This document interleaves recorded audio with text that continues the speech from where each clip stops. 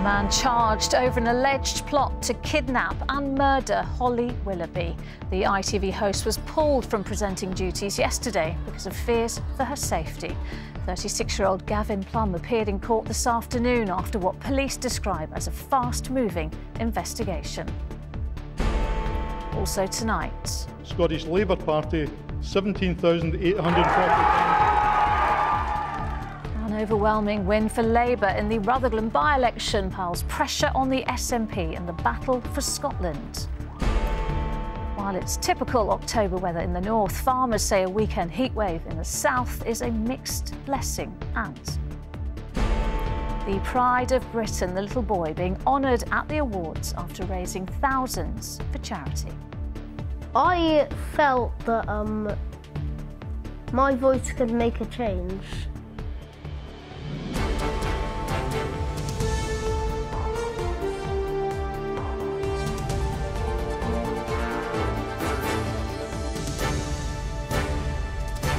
This is the ITV Evening News with Lucrezia Millarini.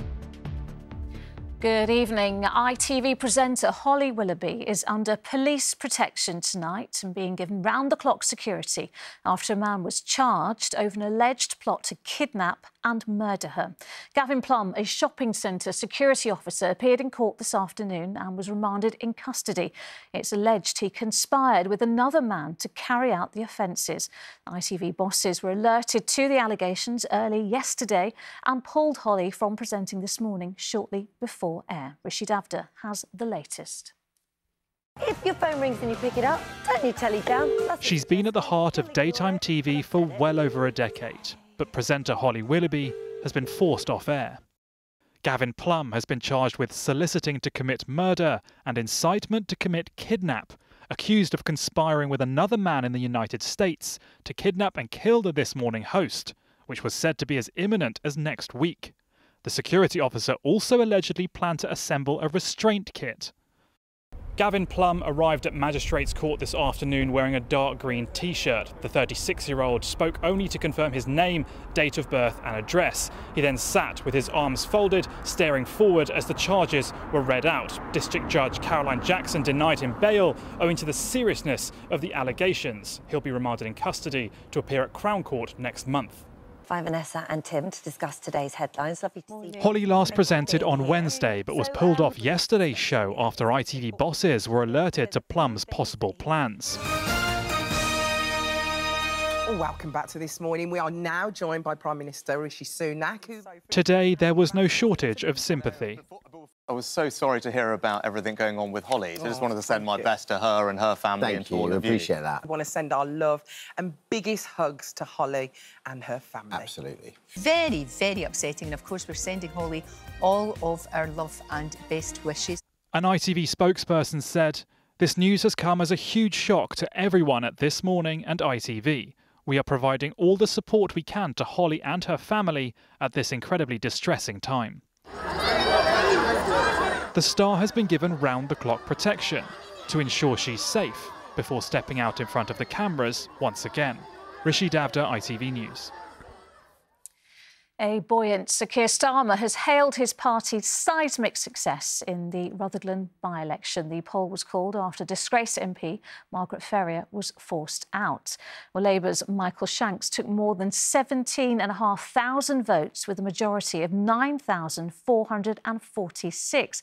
That was a huge swing of 24%, with most of it from the SNP. Its candidate could only muster 8,339 votes. The Conservatives were a distant third and lost their deposit. The Lib Dems were fourth. Well, from Rutherglen, here's our Scotland correspondent Peter Smith on the result and what it means. Is Labour back in Scotland? This was not just a victory for Labour in Scotland. This was a statement from Labour to Scotland. They said you'll never beat the SNP in Scotland. And Rutherglen, you did it! Sir Keir Starmer believes this marks a turning of the tide for his party. Sir Keir, it's been a really difficult decade in Scotland for Labour. You say you've changed. What lessons have been learned? What are Labour going to do differently for Scotland now? The change that we brought about in the Labour Party. That's been a hard journey over the last 3.5 years, but the result here vindicates that journey. This is humbling because we have done something historic here. Michael Shanks, Scottish Labour Party, 17,840. The size of this victory is what makes it so significant. Labour only needed a 5% swing to retake the seat from the SNP. In the end, it was a 20% swing to Labour. Much worse than the SNP ever feared. The buck does absolutely stop with me, but I think everybody knows that this particular by-election has some very difficult contextual factors around it. Margaret Ferrier's reckless actions, of course, came up time and time again. And the police investigation, of course, that's engulfed the party over the last few months, again came up on a number of doorsteps. If this result is replicated across Scotland, it would deliver a sea change after a decade of dominance for the SNP. Labour would have 40-odd seats in Westminster out of the current 59 that there are, and the SNP, the Conservatives and the Lib Dems would all be back on something like 5 or 6. Does this result mean it is almost certain that Keir Starmer will be the next Prime Minister? Keir Starmer not quite measuring up the curtains yet, but can begin to sort of imagine how he might look in number 10 and what policies he wants to pursue from there. But even as Labour overtakes the SNP here, polling across Scotland today shows support for independence remains high. Let Labour enjoy it while they can. But you don't think independence has gone away? Independence will never go away. I'm a Labour man, but that's a problem. But I want my independence. Do you think independence is gone now? No, I think it's gone, son. Independence is gone now, OK. Safe travels. The road to Downing Street for Keir Starmer starts here, but there are conflicted voters in Scotland, and they are warning Labour not to take them for granted after just one by-election. Secure first step to be next Prime Minister? Oh, Sir Keir Starmer might be tight-lipped there, but this is his first step on the road to Downing Street. We have to be cautious about how much we extrapolate from a single by-election. It's not a perfect microcosm of the whole country, but from this election, if the swing to Labour is repeated nationwide, it is now likely we're looking at a Labour leader to be the next Prime Minister of the UK, and also it is no longer unimaginable that Labour will overtake the SNP in Scotland, and at the start of this year, that was unthinkable. Right, Peter in Glasgow, thank you. Closing schools during the pandemic but reopening theme parks and restaurants was a terrible mistake. The former Children's Commissioner told the COVID inquiry today that pupils were always at the back of the queue when they should have been the priority. Our political correspondent Carl Dinnan is outside the inquiry for us this evening. Carl, concerns here about the long-term impact on children. Yes, Anne Longfield was the Children's Commissioner during the pandemic, and she said that for some vulnerable children in particular, the pandemic had been devastating and the effects on them could last for 10 or 20 years. More generally, she said that although children were less at risk from the health effects, the health risks of COVID-19, they suffered disproportionately from the efforts to contain the virus, in particular because some were confined to what were unsafe homes, and for many more because they were either unable to socialise or because of the closure of schools. The schools, we failed quite miserably. We weren't very creative, we weren't ambitious, and we didn't have the recovery, the recovery programmes that were put forward weren't backed, they were turned down. So it was as if children were very much at the back of the queue. In particular, she said it had been a terrible mistake to reopen pubs and restaurants with things like the Help Out to Eat Out scheme whilst keeping schools closed. And she said it was very clear to her that there was nobody at the decision-making end of the cabinet who had the interests of children at the very front of their minds. This was a devastating analysis of government actions during the pandemic. Ministers couldn't reply today. They will have their chance to give evidence later in the inquiry. Carl in London, where that inquiry is taking place. Thank you. New figures reveal the latest round of junior doctor strikes saw over 120,000 appointments postponed. That takes the total number delayed since last December to 1.2 million. Strikes are estimated to have cost the NHS £1.4 billion so far. The Green Party have opened their party conference in Brighton and said they are targeting 4 seats in a general election. The headline policy pledge is a mass home insulation plan costing £145 billion over 10 years. Plaid Cymru have also opened their conference and said Welsh independence is not pie in the sky. It's the party's first conference since former leader Adam Price resigned over reports of harassment and misogyny in the party. Now, parts of England and Wales could reach 26 Celsius this weekend with a mini heat wave that is hotter than Greece. It's double the average temperature for October, although not in central and western Scotland, which has warnings for heavy rain. And the changing climate is forcing many businesses to adapt, as Ellie Pitt now reports from Kent. As Margate reached 20 degrees today, there was a temptation to relive the summer. A few brave souls tested the water, and some decided it wasn't quite warm enough. But tomorrow the seaside town is expected to be busy, as the temperature here is set to rise. In July, Justina sat in her ice cream shop in a coat in front of a heater. And it was actually on a September day that she sold out of 99s for the first time this year. Her trading season is stretching into autumn. It's just extra income, you know? Yeah, that's mainly extra income and just more working days, because usually we close in October. The Met Office has described the weather as unseasonably warm, and in Margate they agree but aren't complaining. You've got to make the most of it, I think. Definitely. Yeah. I think this will be definitely the last time we do get the chance to do this year, so why not take advantage of it, yeah? It's a bit worrying to an extent, but obviously it's lovely for us. The average UK temperature for October is 13 degrees Celsius. This weekend, the Met Office forecast predicts the southeast of England could reach 26 degrees. Climate change is over periods of decades, 30, 40 years, and if you look at any long-term average from 1950 up to now, that increase is so clear and we know exactly what's driving that. On this farm in North Kent, they're having to shear part of the sheep later in the year. It prevents them catching deadly infections from flies that are living longer because it's warmer. And Joss has had to sow his wheat before the soil becomes any drier. So the benefit of me planting sooner is that we should get a crop to grow.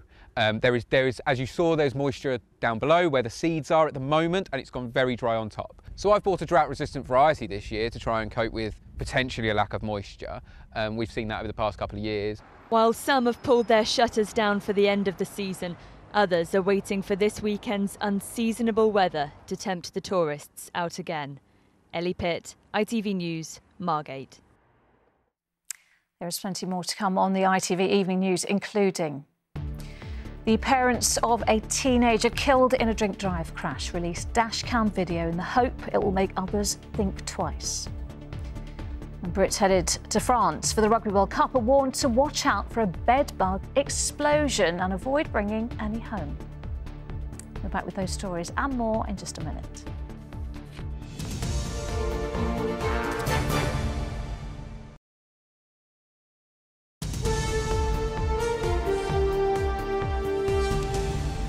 Hello and welcome back. The parents of a 17-year-old girl who was killed in a drink-drive car crash are urging people not to get behind the wheel if they are drunk. Phoebe Johnson died 2 years ago in Derbyshire. Her parents have now approved the release of upsetting dashcam video in which teenage driver Melissa Kilo discusses how drunk she is. They told Pablo Taylor they don't want others to make the same deadly mistakes. Paul and Nicola Johnson say they will forever be scarred by the death of their daughter Phoebe. But determined to ensure others avoid a similar fate, have now decided to share the footage from the night she died. Are you sure you can see? Yes, I can see. The 17-year-old was in a car with 2 friends. The driver had only passed her test weeks before and had been drinking. From the audio, it's clear all 3 knew the risks. Do you feel like you're going to put our lives in danger, or 100%? Okay. Really? Let's go. Moments later, after reaching high speed on a dark country lane, the driver lost control. We've decided not to show the moment it left the road. Midnight, 1 o'clock in the morning.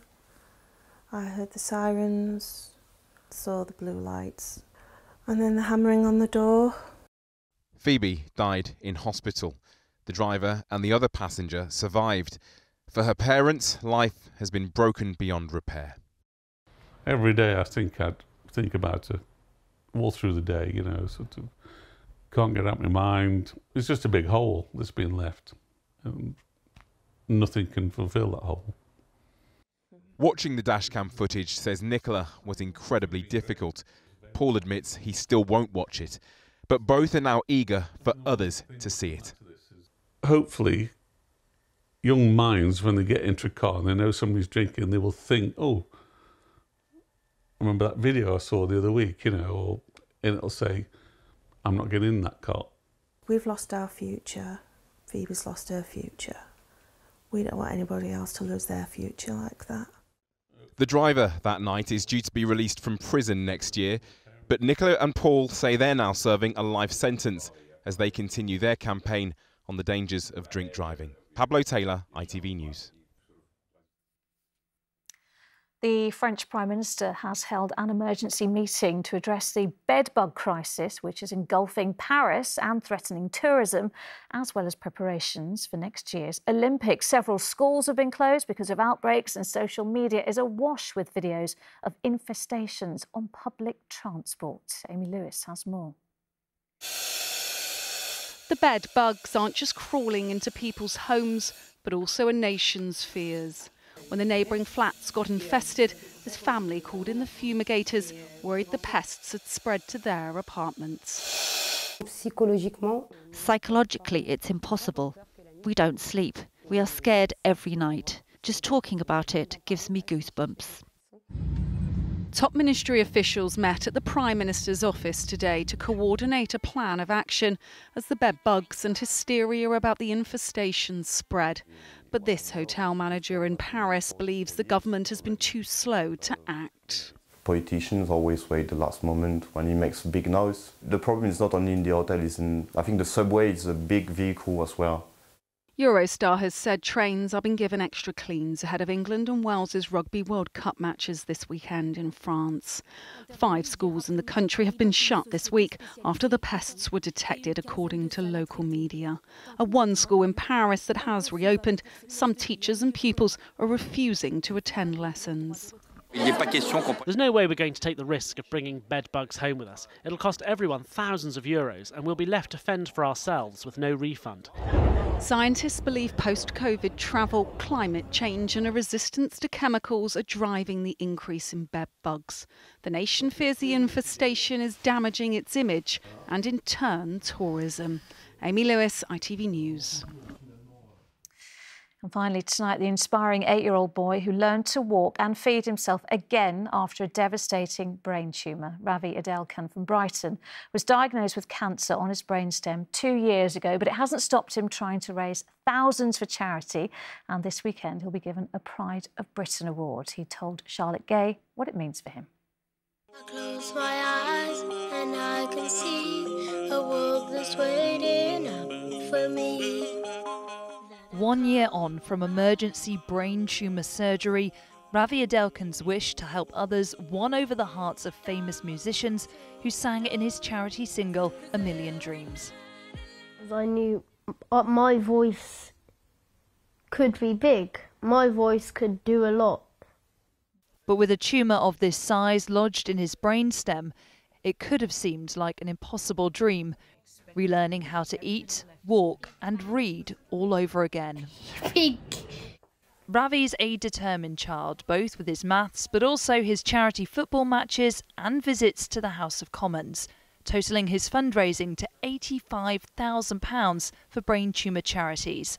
And now this 8-year-old boy will be crowned the Child of Courage at the Pride of Britain Awards. I feel very proud, but I know that there are so many people in the brain tumour community especially who are doing great things. So this award is for them too. As much as he's a very normal 8-year-old boy, and we're often telling him off for like leaving his socks lying around in the house, he is an inspiration to us as well. I don't know. Except one thing I can tell you, I don't leave my socks around.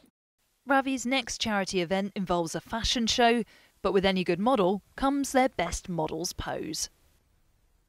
No doubt he'll win more hearts at this weekend's Pride of Britain ceremony. Charlotte Gay, ITV News. Oh, well done to Ravi. And you can see the Pride of Britain Awards here on ITV1 next Thursday from 8 p.m. But that's all from us. Julie is back at the later time of 10:25. But from me and the Evening News team, bye-bye. Have a great weekend.